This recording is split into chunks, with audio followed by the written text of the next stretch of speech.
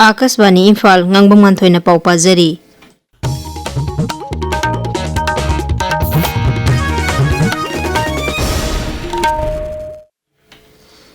Thawal District Police amasung BSF ki apunba kangbu amana akaknaba pau ama phangbadagi ngasi nongalamtai pung 3 lom tabada lilong hangam thabida leiba miyo emagi yumda thiba humbagi thabak sathabada WY tablet kilogram ani henba sel oina lupa lakh ani lising mari chanipan mobile phone taruk walkie talkie set ama sanagi polam ke amarum phagat pangam khre police na case ama lokhatuna hiram sig matang da thijin ba hokre.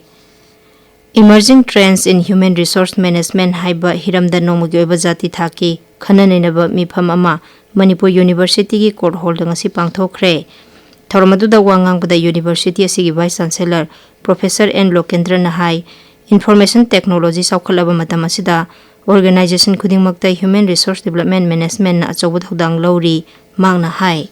Integration of technology and artificial intelligence in human resource practices, from AI-driven recruitment processes and chatbots for employee queries to predictive analytics in talent management, human resource management is now leveraging technology to improve efficiency and enhance the employee experience. However, it is equally important to balance technology with human touch, ensuring empathy, fairness, and inclusivity.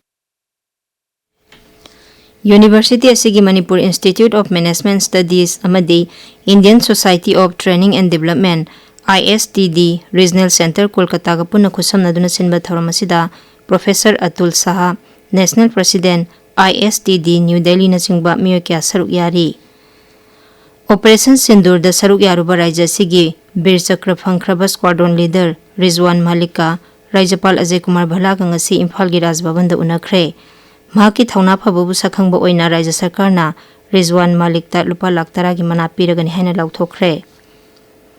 Imphal iski khabai soida leba Babina Blood Center amadi Association of Voluntary Blood Donor Manipur na punna sinduna Samarak suba single donor platelet SDP gi thauram ama ngasi pangthokre.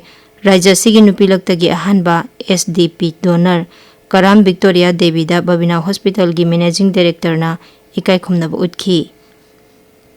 Airport Authority of India amadi State Health Society ani na sinduna nongmagi oiba TB leina gi miyam maramda miyam bu khanghanbagi thauram ama Imphal Airport ta pangthokre.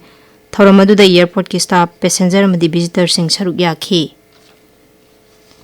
Pradhan Mantri Narendra Modi ga Russia gi Rashtrapati Vladimir Putin ga SCO mifam loiraba tungda China gi Tianjin da unakre.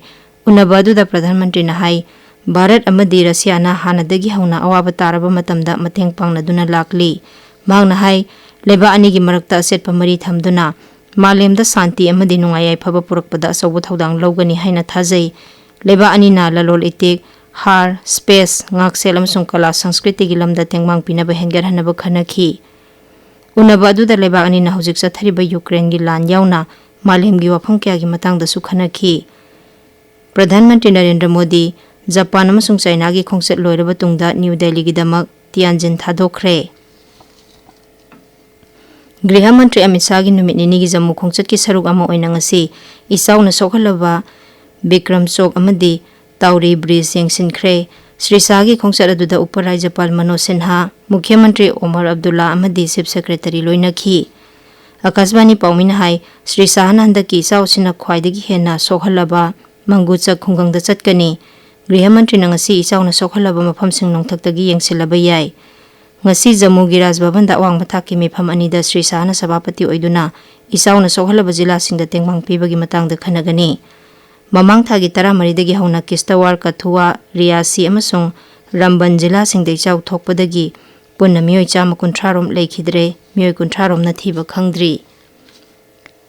Rashtrapati Draupadi Murmu gi Karnataka amasung Tamil Nadu gi numit humni gi khongchat ngasidagi haure.